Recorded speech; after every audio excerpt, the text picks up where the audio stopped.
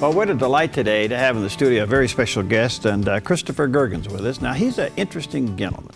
Now, he's a political consultant, and he recently was the former political director for the Trump campaign in the state of Oregon. So that's why we have the Trump hat in front of us here. Make America Great Again. How you doing, Christopher? Good to see you, man. Thank you very much. Yeah, welcome.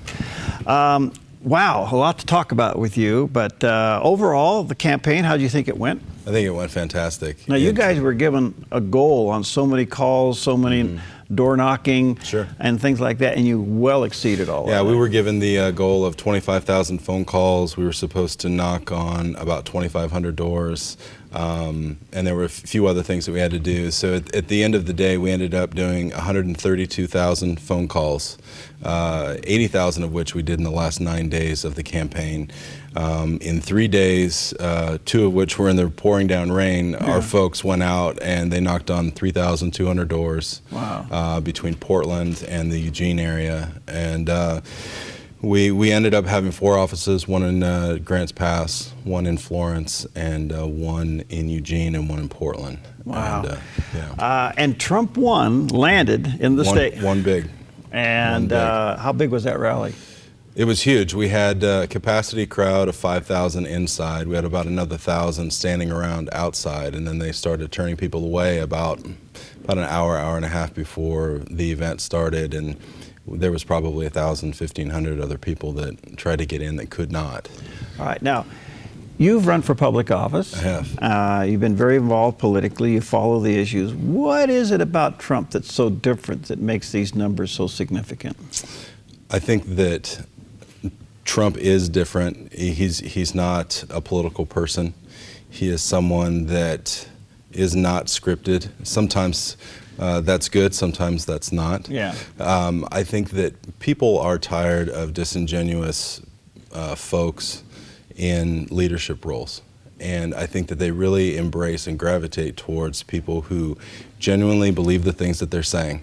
I think that was Bernie Sanders' appeal to the Sanders folks, is that he genuinely believes the things that he says, and it comes through. Mrs. Clinton, I think even her own people don't think that she's genuine, and I think that's the big turnoff, and that will be a large hill for her to have to climb.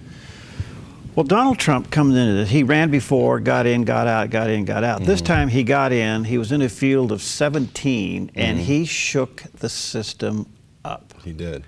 And he comes out now with the delegates for the nomination, and a lot of people are upset with him. But at the end of the day, he is converting a lot of people over. If you look at the raw numbers, which are so fascinating to me, he's pulled more Republicans to the primaries and people to the primaries than Reagan did. 13 million. That's unbelievable. It is unbelievable. He is raising more Republican voter registration. The Democrats are down over 7 million from their thing.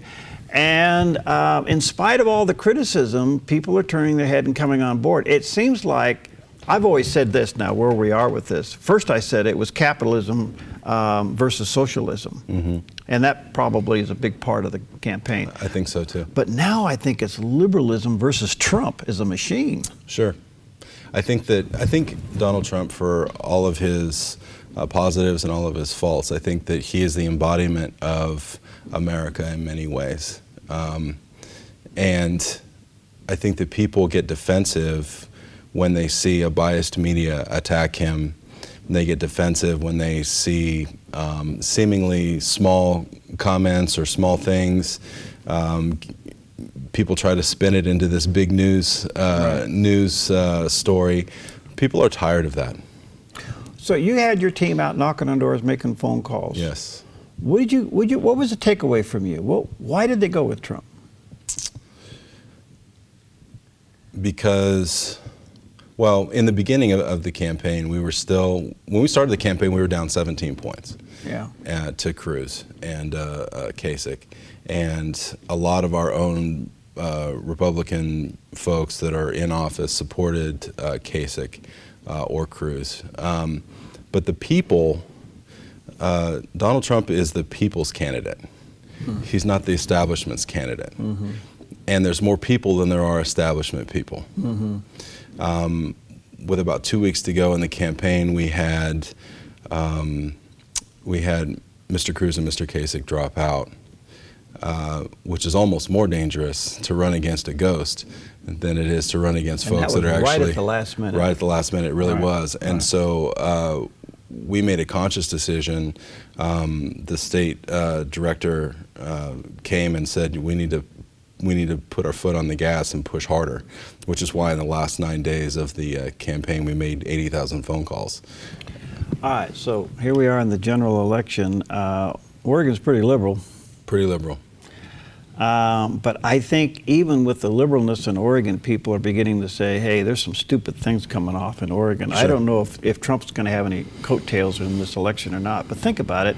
Right now, there's a bill in the legislature to increase corporate tax. Mm-hmm. I mean, we might as well put a sign up at both ends of the state and say, hey, business is not welcome. Sure, and I think that's IP, 28? Mm-hmm. And I'm not sure of the details. I've read several things about it. I think in a nutshell, any business that makes over $25 million gross in the state is going to be taxed at some absurd rate. You know, for whatever reason, liberals do this. Mm-hmm. I think it's my opinion that the reason is that they're addicted to the revenue. Mm-hmm. It's a lot like someone with a drug habit. Is they're going to find any way that they can possibly find to get that revenue to fund their agendas. By the way, revenue that they haven't earned themselves. That they have not earned, and again, it's a completely different worldview than I think the majority of Oregonians have, and the majority of people in the United States have. Is that what I've earned is mine, versus what I've earned you should share because we said so. We're talking to Christopher Gergen. He's the former political director for the Trump campaign here in the state of Oregon. Now we shift from primary to general. You know, for the most part, Oregon's got some very good conservative pockets. We do know that the Tri-County area at the north end of the state gets a little tough to break into. Sure.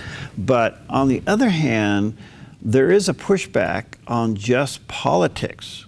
Mm-hmm. You elect these people, you put them in office, whether it's federal level or state level, and they get some kind of a virus and they go up to their offices and they vote the opposite of the way they campaign. Mm-hmm. Did you sense that in the campaign in Oregon, that pushback? Not so much because Mr. Trump isn't. He isn't someone that is run for re-election. Right. This is typically he's the type of person that he does what he says he's going to do. If Mr. Trump was a politician, I think his record would have come into play. Right. Very unique situation. I mean, you know, Mr. Trump has broken all the rules, just about every rule that you could think of that applies to the political world. The things that those of us that are involved in politics, we take as the gospel, you know, like physics. Gravity is what it is. You jump off the building, you're going to land on the ground. It's just the way it is. Mr. Trump has been able to jump off the building and fly, you know, across the sky. You know, that being said, I think that there are some political realities that in the general election will apply to him that maybe did not apply in the primary. Mm-hmm. Things that he needs to be careful of. And he's a very smart man, and I know that he's going to abide by those things. We're beginning to see a little bit of shift now. The last two speeches he gave was teleprompter. Mm-hmm. I guess he's beginning to feel the pressure maybe of his staff. It's time now to shift in another direction, maybe become, sure. They use the term presidential, or at least more scripted. Do you think that's happening? I do. I don't like that term presidential because it's really nebulous. What is presidential? Yeah, that's what you make it, I guess. Sure. I mean, every president's been different. I mean, you know, President Bush Sr. was much different than President Reagan, who was much different than President Carter, who was much different than President Ford. So, you know, I think maybe the word professional, mm-hmm. Collegial, mm-hmm. would be maybe a better way to put it. The press likes to dictate what they want to see out of a president. And I think what bothers them about Mr. Trump is that he doesn't really care what the press wants to see out of a president. He just wants to get the job done. And that's ultimately, from a business standpoint, you don't get paid to project an image, you get paid to do deals. Part of the motive here is that people have been asking the motive about Trump running for president. I mean, if he loses, he's still a successful man. Sure. And his life goes on. Sure. His businesses go on. So it does bring in the question, why are you doing this, Mr. Trump? What's it really all about? And one of the comments that I heard is that, look, America has been good to him, but he sees it in trouble. Sure. And his business acumen says, I can't let my country go the way of a bad deal, so to speak. Right. Is that kind of what it's all about? Absolutely. He has the upside on this is that he gets to apply the things that he's learned in life and in business over the last 40, 50 years, and to do some very good things for a lot of people. The downside is, and he has said this, that if he does not win, he will consider the entire endeavor a complete failure, regardless of the 13 million people that voted, regardless of the very good things that have come about. He will consider it a failure. And so he is in it to win it. And this is not to get ratings up. This is not to do anything other than win. And I think his desire to make America great again I think it's genuine. Okay. Completely genuine. Let me take a break. We'll come back. I got some more questions. Christopher Gergen with us today again. He is the former political director for the state of Oregon for the Trump campaign. Now it shifts from primary into general. We'll talk to him about that. He's also been a candidate himself, and he's a political consultant. Basically, he's bit by the bug. He's bleeding. And we'll be right back. I'm Paulina Leiser, producer of Focus Today. Thank you for watching this video, and make sure to check our other videos at theDove.us.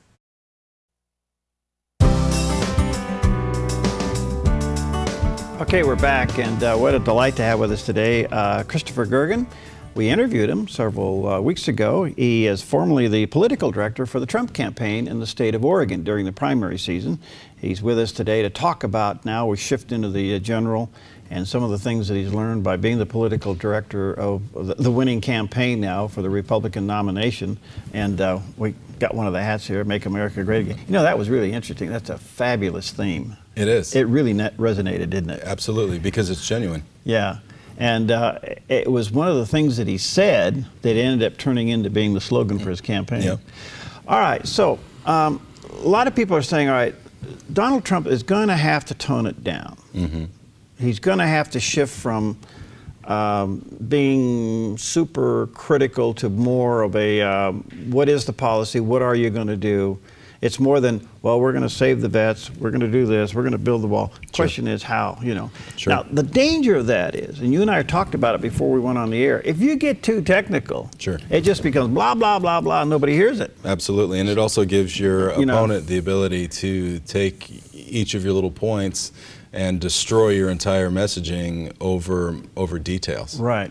All right. So what do you think will happen with Donald? Do you think we will hear a little bit more specifics out of him, or is it still going to be general for a while? I think most certainly you will. I think you have to, out of both candidates.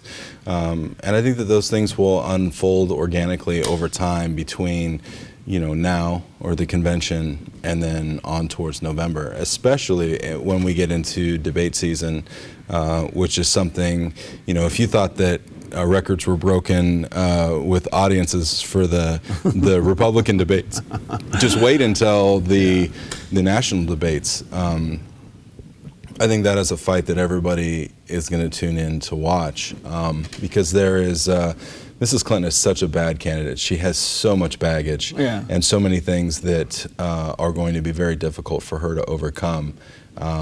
The trick will be, I think, what Mr. Trump decides to hit her on.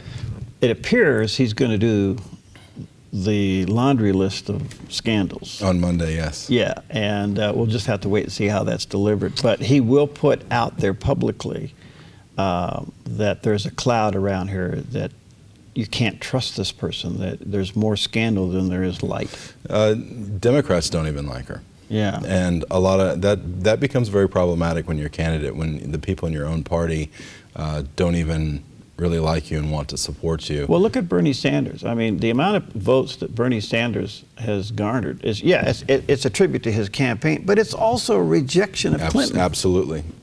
That's absolutely true. So yeah.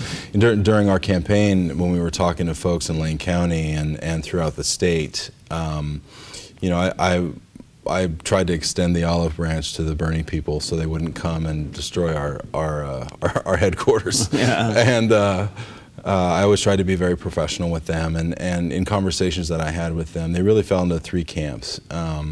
The first camp said that, you know, if Bernie does not win the primary, that they would vote for Trump. Probably 25% of them said that.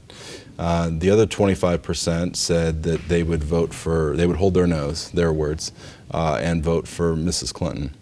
And then about half of them said they just wouldn't vote. And which Isn't I it think interesting that the left is suffering from what the right has suffered from for a long time? Absolutely, and I think Bernie Sanders was good for the Republican campaign in that he pulled Hillary Clinton left, hard left in a lot of ways, and really exposed her and put her into a position to have to say things that maybe she didn't necessarily want to say. So there really is no difference between a socialist and a Democrat? No, there's not. There's not anymore. No. And the idea of a blue dog Democrat, there aren't any anymore. It's an extinct species. And I've had the fortune of living in the South for about 12 years. I lived in Mississippi and Alabama and those states down there. So you saw it. Oh, there were blue dogs. One of my mentors early in my career was a blue dog Democrat. Very conservative man, but he was a Democrat and had been for 30 plus years before he passed away. And all those people are gone. They all got voted out. All right, a couple other things before we run out of time. It's been a real struggle between Donald Trump's campaign and the establishment. And we're talking about the established Republicans. Paul Ryan's been very reluctant to endorse him. He's done it, but he kind of has it on the edge of his sleeve. It appears to me he could drop that endorsement at any time. You got Mitch McConnell's dragging his feet. And all right, so we know that Donald Trump is a real threat to the establishment. Certainly. There is no question about it. Do you see that calming down for the general election? I hope so. Yeah, okay. But honestly, I don't. I mean, when you have... I mean, you got Romney out there saying, never Trump.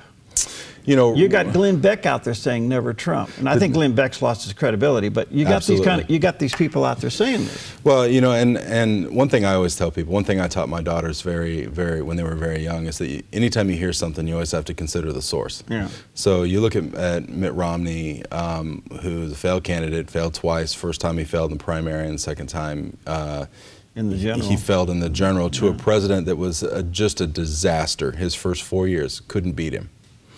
And his, by all accounts, his campaign just absolutely fell apart at the end. I don't think very many Republicans really hold a lot of credibility in the things that Mr. Romney has to say. Mr. Ryan, I really hope that he decides to well, he has to hang in there, because if Trump wins, and he doesn't endorse Trump, Trump can say you're out of here. Well, I agree, and it's unfortunate. The other day he came out with foreign policy positions for the Congress that are divergent from Mr. Trump's speech that he gave the other day. Yeah. And so it's this passive-aggressive, childish stuff that is going to find Mr. Ryan in the same position that Mr. Cantor was in, losing in a primary or losing his election, and is no longer a member of Congress. Interesting. All right, people represent policy, and Mr. Trump now leans towards who's he going to pick as VP.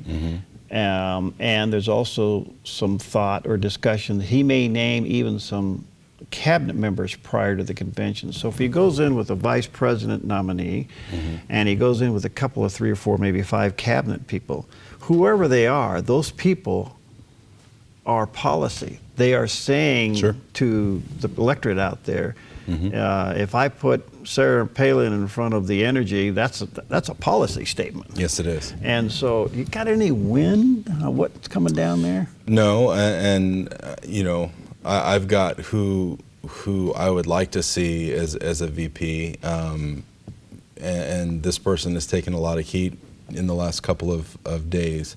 Yes, and but this is my take on it. Isn't that healthy though? He pushed him back on the right subject, and I'm thinking, you know what? That's healthy. So as a management consultant, what I tell my clients is that if we're all in a boat and we're headed towards an iceberg, and everyone on the boat sees the iceberg, but no one has the courage to speak up, I'm going to be pretty upset as the leader. Yeah. Knowing that you saw the iceberg and didn't say anything about it. Mr. Trump does not need yes men, and strong leaders don't mind people pushing back on them. I'm not necessarily thrilled with how it unfolded, but I think that him showing the courage to say, you know what, maybe that wasn't wise. I don't know. I think it made that whole topic go away. It did. Yeah. All right, a couple of other things, and he's got to win. And now it's down to the Electoral College. Few understand it, but it's a fascinating process in electing presidents. He's got to get Ohio and Florida. Yep. And now, Pennsylvania. Does that put Rubio back into play now that they kind of had a kumbaya moment? Well, I think Mr. Rubio wants his future to be in politics, and he understands that sometimes you need to work with people that you don't necessarily agree with. Yeah. And there's this mentality, though, I see on the Republican side that I think is harmful, that if we don't agree on every point, then we can't be friends. Yeah. You know, when I was chairman and they demonize you, and I thought, wait a minute, time out. We can agree to disagree. Yeah, absolutely. And something I tell folks is that, you know, you and I can disagree, but that doesn't give us a right to be disagreeable. And we can disagree on minor points. Uncivil. Absolutely. And we're not talking about big things. We're not talking about the Second Amendment. We're not talking about the First Amendment. We're not talking about, you know, big things. We're talking about minor differences. Right. And even difference of personality. And that ultimately comes with just being an adult, putting on your big boy pants and because this is what, I only got about a minute. This is what concerns me. The country is really polarized, Christopher, and really divided. So no matter who wins, that division is there. However, I do feel that if Trump does win, he may be the adult in the room and actually reach out and try to bring some people together. Oh, I agree, because that's how deals are made. Yeah, there you go. Well, are you going to get back involved in the campaign for the general? I'm hoping to. There are a number of opportunities that I'm looking at here in Oregon, as well as in a couple of other places. And Good. so I definitely... You got to run for office again. I don't know about that. Been there, done that. I have been there, done that, and I would. It's not completely off the table, but right now it's not. It's not where my focus is. It is pretty. You know, I think the difference between you and I and other people that talk about it is we actually tried it. Certainly. You know, and there's a big difference. There is, yeah. It's easy to play armchair quarterback versus getting out there and actually playing. Well, it'll be interesting to see what the numbers are on Election Day in the state of Oregon. I do think that there's a hunger, and I do think that Trump will pull a lot of Republicans over. Now, there'll be those who will hold their nose, but I don't think you'll see the evacuation on the right like you will see on the left. Correct. Going into this cycle. I agree, and I think that Oregon is absolutely winnable because a lot of the independent vote will break for Mr. Trump. Well, all those little things they do where they track people and what they say, the independents always went to the right. Interesting. Good to see you, man. Thank you very much. I really appreciate it. All right.